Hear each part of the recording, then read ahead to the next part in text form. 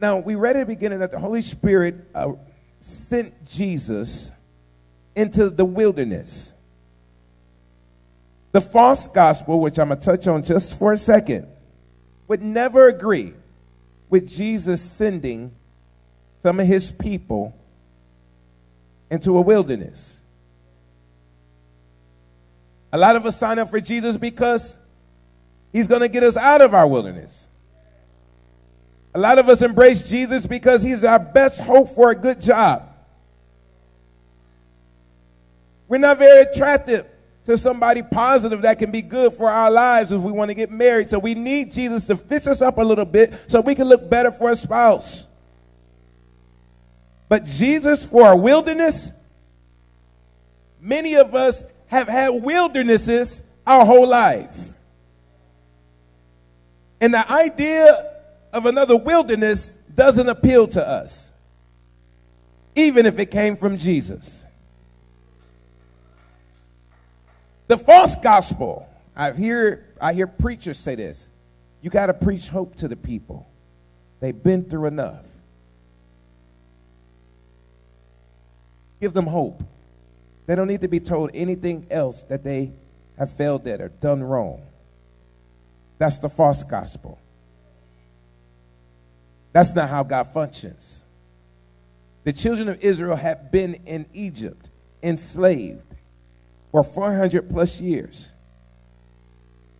And when they got out of Egypt, the place of bondage, the first place they were led to was where? So to say that God doesn't need or intend for his people to go through anything worse than what they've already gone through is erroneous. Oftentimes, God uses our wilderness to get out of us what was in us in bondage.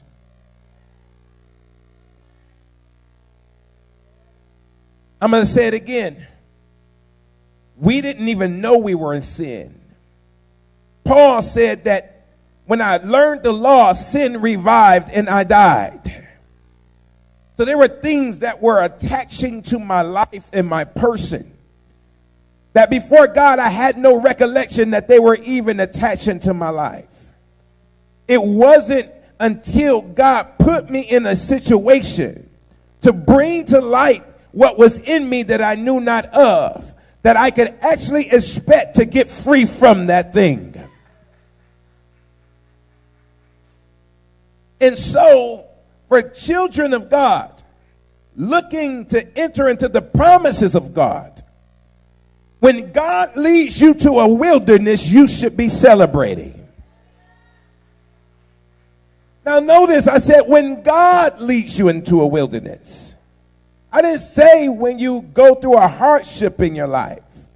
I didn't say when you decide to do things your way and then everything crashed. That was you. That was not a wilderness that was ordained by God. But when Holy Spirit says this is the path to your promise, you're going to go through the wilderness to get to your promised land. I'm here to tell you I'd rather be in the wilderness with God than in the promised land without him.